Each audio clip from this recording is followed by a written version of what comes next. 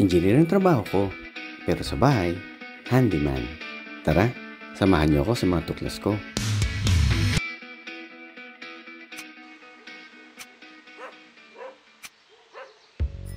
Magandang araw mga ka-project. Kumusta kayo? Meron ako napansin na bagong issue sa scooter ko. Tara, pakita ko sa inyo mga ka-project. At start na natin siya. Ayan o, yung F1 indicator lamp, nagbiblink siya. Dati kasi, pag nilagay ko sa start yung susi, iilaw lang siya ng 3 seconds at sabay ng tunog ng fuel pump. Pero ngayon, yung F1 lamp, nagbiblink siya mga ka-project. Tapos, erratic pa yung voltage reading niya. Ayan o, blinking pa din yung F1 indicator lamp niya. Mukhang battery nga ang problema. Try natin siyang i-kickstart mga ka-project. Ayan, umandar na siya.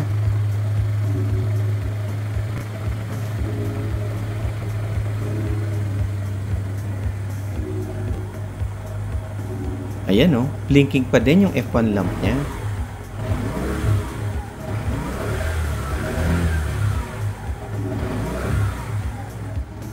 Tara, i-running charge ka natin siya.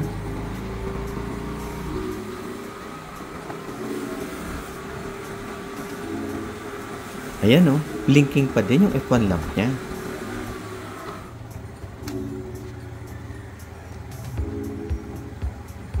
Nako, baka yung alternator naman ang sira.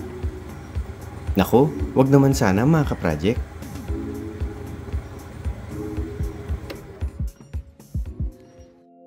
Tara, tanggalin natin at checkin natin yung battery.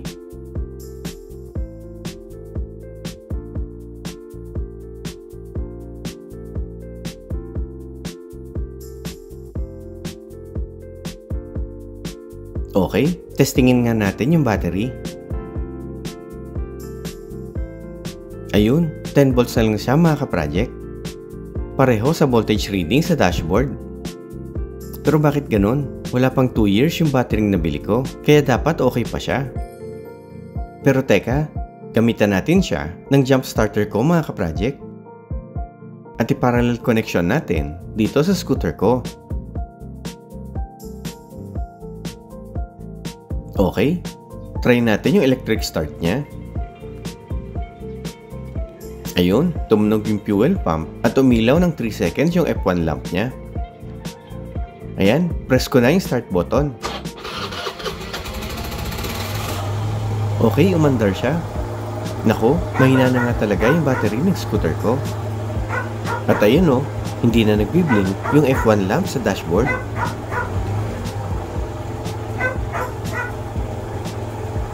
Ngayon, try nating tanggalin yung jump starter at baka meron na siyang konting charge. Nako, ayun, tumigil siya. Ngayon, gamit ang battery tester, confirm naman natin anong problema nitong battery.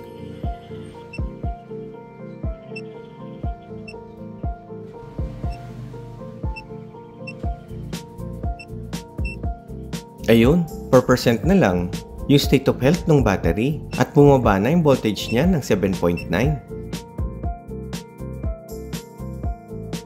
Tara, tanggalin natin siya at itry natin siyang i-recharge.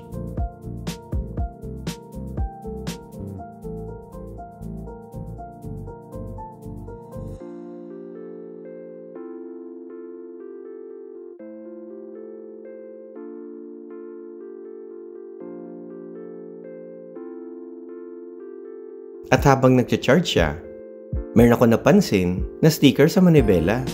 At dahil Japanese ang sulat niya, gamitan ko nga ng Google Translate.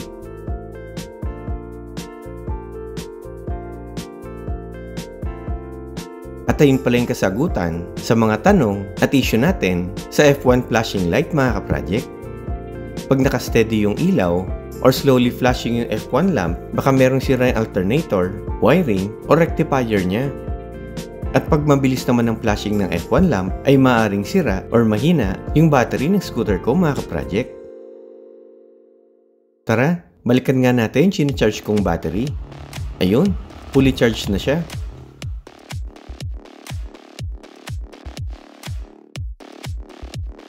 Ayun, 13 volts na siya, kaya mukhang okay pa itong battery ko.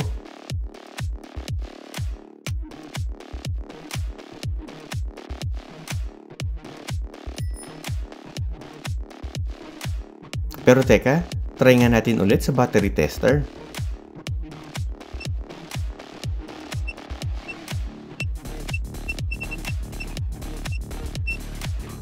Nako, totoo na ngang palitin itong battery ko. 44% na lang yung state of health niya at bumaba na agad yung voltahe niya to 12.8 volts.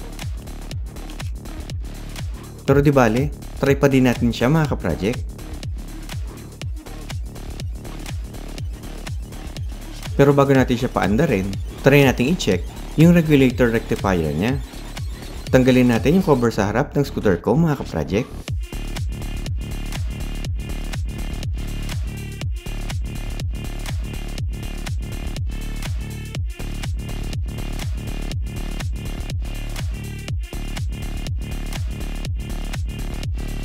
At ito yung regulator rectifier niya.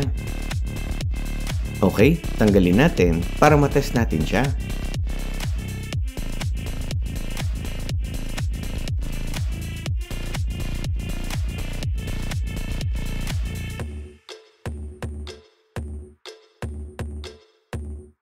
Napanood ko din sa YouTube kung paano mag-test ng regulator rectifier. Gamit ang multi-tester, testing natin yung dalawang leads ng regulator rectifier.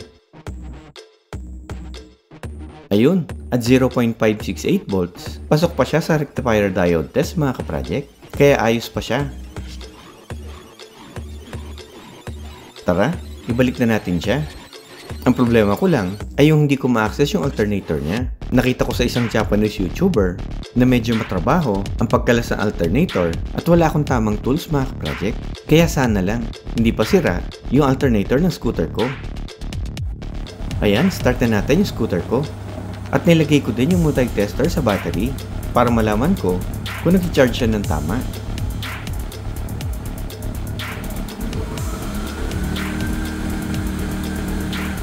Ayun, tumataas naman yung voltage niya kapag mataas yung speed or RPM ng scooter ko.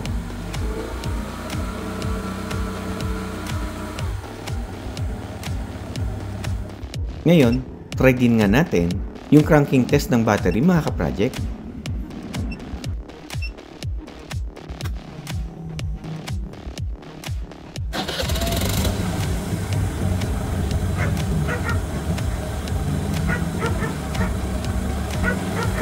Ayun, low cranking na rin talaga yung battery ko.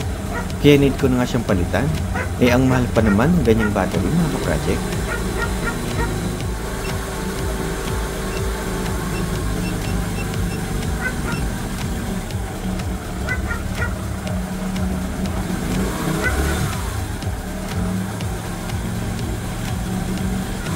At base sa voltage waveform, dito ko din na-confirm na okay pa yung charging system ng scooter ko mga ka-project.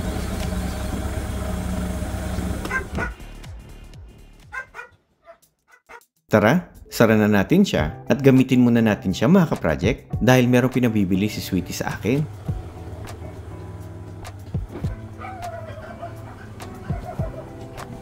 Ayan o, wala na yung F1 flashing light niya dahil na-charge na natin yung battery kanina.